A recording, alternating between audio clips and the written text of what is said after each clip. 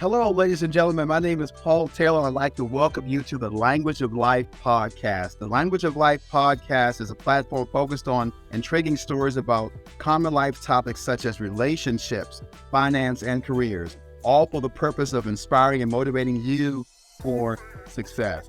Today, ladies and gentlemen, we have with us a wonderful person. Her name is Lynda Gallagher. She is the Executive Director of Cushman & Wakefield. Lynda, we welcome you to the Language of Life podcast show today. Welcome.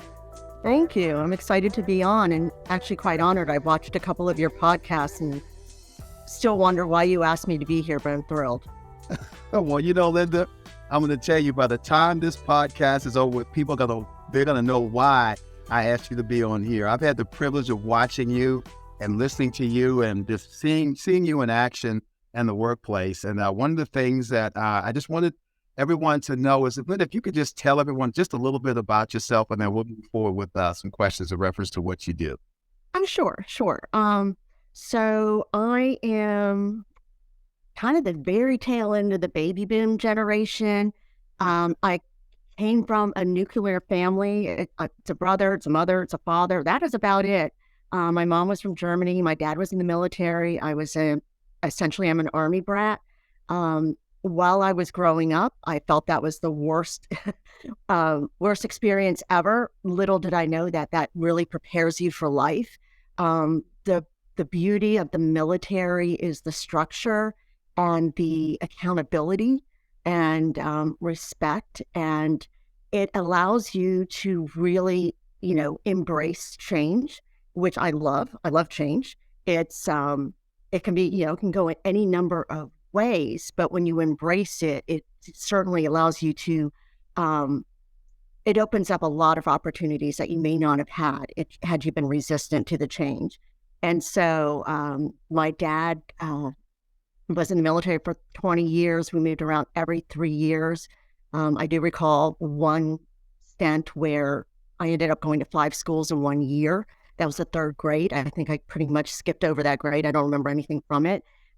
Except for the fact that the family was there and you had that support. But what that gives you is a self-reliance that, experience, brings to you. You can talk about it, but unless you're in that environment, or it's rare that you can create that on your own. So it gave me an amazing background for corporate America and for my career once I, went to college and then entered the workforce. Like I said, it's a nuclear family, so I am very jealous of my partner, his family. He grew up in the same house. And so when he talks about best friends, he talks about, friends from since he was a child, where I talk about a best friend, and that's been created, 10 years ago. And that's a long friendship, but that's pretty common with the military upbringing. That is awesome, because you've had a chance to travel with your mom and dad all over this country, possibly all over the world. Definitely the world. Like this morning, I watched the coronation. We lived 3 years in London, or outside of London, excuse me. And so I'm an Anglophile and got up at 5:30 this morning to watch the coronation. It was wonderful. And so my mom's German. We were stationed in Germany, stationed in Arizona. England's my favorite place. Fayetteville, North Carolina. That's where my dad retired, and then we moved to Northern Virginia. Wow. That is awesome. So can you speak a little German? Unfortunately, I can't. So, I grew up in a time in which it was much more male dominated, and my mom, there's a lot of things my mom did amazing. She came to America. She embraced this country. She did not hang out with all the other German wives and talk about the fatherland. She became an American citizen very quickly. She loved this country with all her heart. But, when I was a child, there was no way that my dad's children were going to know a language he did not know. That's just the way it was then. For a while, I thought we missed an amazing opportunity. I'm not great with language, but I certainly understand that, that was a different time and a different upbringing. And so it just was a missed opportunity. Yeah, yeah. Well, Lynda, I've had a chance to just hear you speak and hear your story. Definitely with the women's commercial real estate panel discussion at Cushman and Wakefield, and learn so much more about you as an individual and as a person, as a businesswoman, as a successful businesswoman that has really moved in a place to where you are successful. You are a point of reference for a lot of women look to be inspired by, as well as men. And you inspire me, believe it or not. You inspired me with your positiveness, your consistency, and how you deal with the corporate America and the workplace on a day-to-day basis, as well as your coworkers as well. You make, I tell you, you make me, when I come by your office, when I see you, you make me feel really comfortable just to know you. And that's a gift. That's a gift. I wanted to ask you, how did you get into real estate, commercial real estate? Who inspired you to get into this particular field of work and profession? And So I look back on how my career started, and I went into commercial real estate straight out of college, although that was not it was not my major. I was a finance major, but if you look at my college career, it was insanely mediocre. It's I had a great time, but there was absolutely no focus. I just fell into it. I had a professor who was so one of the things we haven't mentioned is I'm in the service line within Cushman and Wakefield Valuation and Advisory, which is we provide valuations of commercial real estate, and that can run the gamut for financing, for financial reporting, for tax appeal work, for litigation work. There's a plethora of reasons why commercial real estate needs to be valued and you need an appraiser. So I took an upper level finance class, Finance 410, and it was a night class, and I attended because I liked the boy who was in the class across the hall from me. So I went every single time. If you know how they say life is showing up, well, I showed up, and it just clicked. It was a very easy class for me. It was basically the income approach, which is the predominant approach to valuation within commercial real estate or for income producing properties. And the professor was also an appraiser and made a comment about it being a pretty lucrative profession.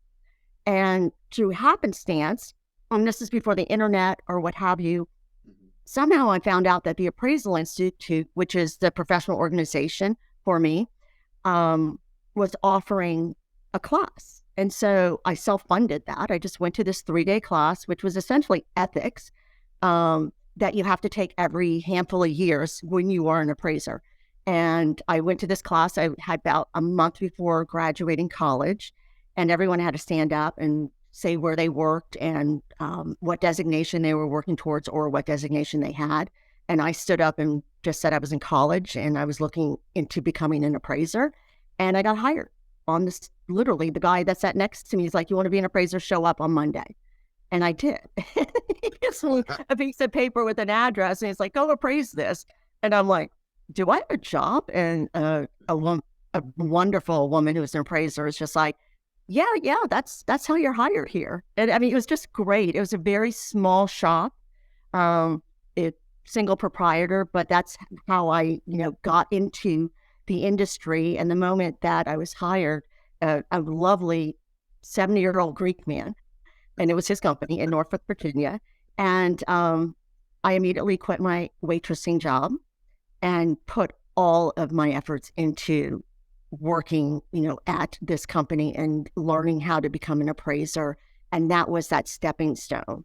It was, thankfully I lived with roommates, and it's that, bed on, cinder blocks situation. I made $114 a week.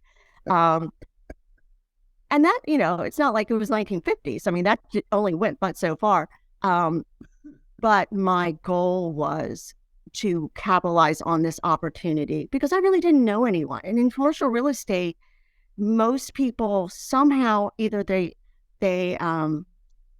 through education, they take real estate courses, they go to Penn State, they go to, University of Wisconsin and Madison, some of these more storied real estate, programs, or their family is in it or someone they know is in it. And so that there's an intro into that. I didn't have that. So I just made the most of this opportunity. And 2 years later, I went to a bigger regional company, and that just was a stepping stone. So it really shows how you really moved and worked your way through and worked your way up and made good connections. It sounds like you had a really good support basis around you too. When you talked about back in college, you had your friends around you as well. Um, Lynda, what would you say to, as we are coming to a close of this one? But before I get to that question, I want to ask you a question. Would you be willing to come back and visit us again, Lynda, to share with us your experiences?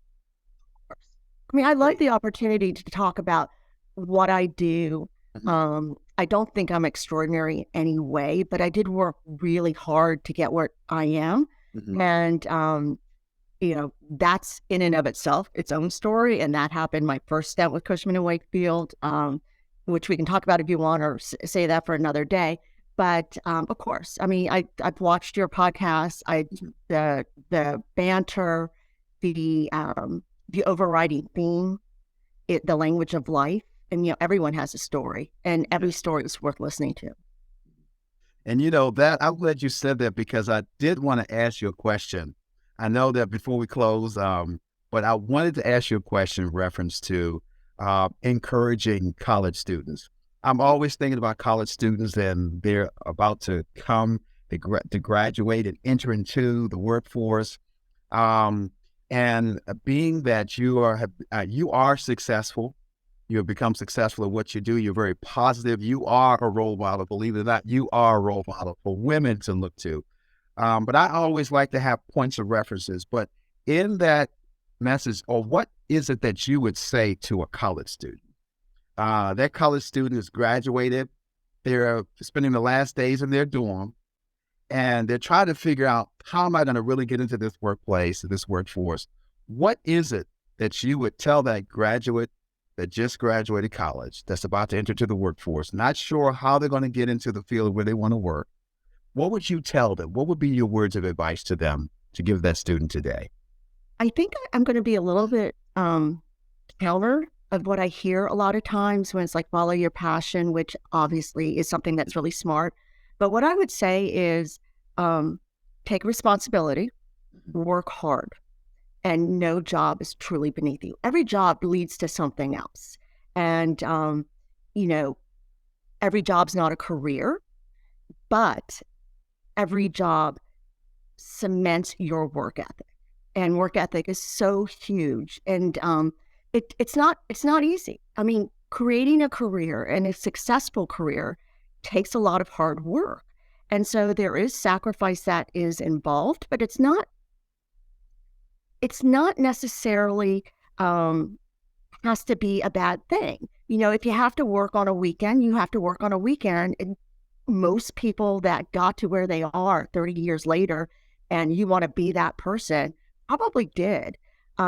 So, passion is one thing, but a job really is a job. You get paid for it. That's why it's a job. And Right. if it was something that everyone wants to do, that's not necessarily going to, provide you with the financial wherewithal that you probably would like to have, or the satisfaction, because I think you get the most from what you put in. Corporate America is different than it was when I first started. There is a lot more resources available to you, but it's up to you to use it. It's up to you to make the contacts, and it's up to you to work hard. And all of that pays off. I always, always, always believe hard work pays off. It may not seem immediate, but it will. And the more you do, the more you will have to do. And when I say that, it's like the more you put into the job, the more contacts you make, the more resources, and the more ability you have. It's like, be so great that they can't ignore you. And sometimes there's going to be roadblocks. And I might, it took me a long time to appreciate my upbringing. But my dad used to say when I was a kid, life's not fair. And I hated that, because it's like, well, it should be. But, he's like, life's not fair. And it's not. But you just move on. And something that's not necessarily a great experience, you can use that and learn from that. And so I think, I would say, take accountability for your career. And it may not happen immediately, but just keep working towards it. And it's up to you to make something of that and use all of those resources, because we need a young generation that's willing to work hard and take accountability. Wow. That is so awesome, Lynda. When you said, I love what you said, when you said, take responsibility, cements work ethic. Wow. That's a powerful statement. I'm big on words and statements like that, and saying things like that to encourage people, having kind of hookers, and saying things like that to hook someone's attention to something, to implement them, to help them implement a process. And you said it, taking responsibility cements work ethic. That sounds like it should go in a book, Lynda. Just a hint. Well, as you can see, and this is actually kind of my fiction section, I love books. I learn not everything, but I learn a lot from books. My parents were voracious readers. Wow. I have 2 libraries in my home. I just love being surrounded by my books. I love reading, and now that I've discovered Audible, it's just expanded my literary world, threefold. I see your library right there, your bookshelf, and it says it speaks volumes of who you are as one who is can really teach people a great amount of things, but at the same time you remain teachable. I always say the greatest teacher is one who remains teachable. You're always learning so that others can learn from you. There's never you ever heard the term the law of the lead? Where you never cap out. You're always open to learn so that people can learn from you. You're always learning. And that's so important with the experience that you have and the tenure that you have in the business as a successful woman in this field of work. I am so honored, Lynda. I am now, earlier on in this show, you said you weren't that much of an interesting person. Now you've proven yourself to be very interesting, very informational, and very inspirational to a whole lot of people that are going to hear this podcast. And the exciting thing about it is that you said that you would come back, and you better believe that you will be back on this podcast. Thank you so much, Lynda, for taking the time out and considering on coming back and sharing with us, like you said, a plethora of information that you shared with us on this day. I'm excited. I definitely want you to come back because I want to talk more about some of the things that you've been able to do, some of the things that you've been able to accomplish in this workforce as a woman, as a successful woman in this business, being able to forge your way through and then kind of being like a trailblazer and setting the path for other women that are coming behind you. The reason why I'm focusing in on that is because in my life, I've had some very strong women that have made major impacts on my life. My grandmothers and my mom, who was one of my major supporters, and my wife also, who is one of my major supporters, and my sisters. And so, I've been surrounded by very strong, successful, focused women who understood what it means to persevere and be successful at what they do. And so when I run into women like you in the workplace and meet women like you in the workplace, it's such a pleasure and it's such an honor to know you. So as we close, I want you all that are watching to tap into this podcast. I want you to share this on your platforms about what Lynda said, and hopefully that one day soon that on your bookshelf you can have a book written by Lynda Gallagher. Oh, thank you. It's probably unlikely, but I can always recommend a ton Okay. for anyone's bookshelf. And maybe when you come back, we can definitely do that. And you can recommend some books that you've read along the way that other people can actually go and purchase, or possibly some of the things that you've learned, some PowerPoints, some things to help them with their action plan as they begin to move forward in their career, especially after they get out of college and other things. So Lynda, before I close, how can people get in touch with you? What's the best way for people to get in touch with you? Could they go to the website, or could they? The website, email, I think, is the best. I'm not fabulous for social media, but I'm embracing it. Hence, I'm with you right now. And so typically it's through the Cushman website, or my cell phone number is there. Everything is there. Great. Because I am on LinkedIn, but there's not much there yet. But I'm fixing that next week. All right. Well, you all heard it from Lynda Gallagher. Lynda, once again, thank you so much, and we'll be having you back real soon, before the year is out, way before that. Okay. So thank you, guys. Thank you. See you next time on the Language of Life podcast, where making a difference starts here. See you guys next time. See you, Lynda. Thank you. Bye. Bye then.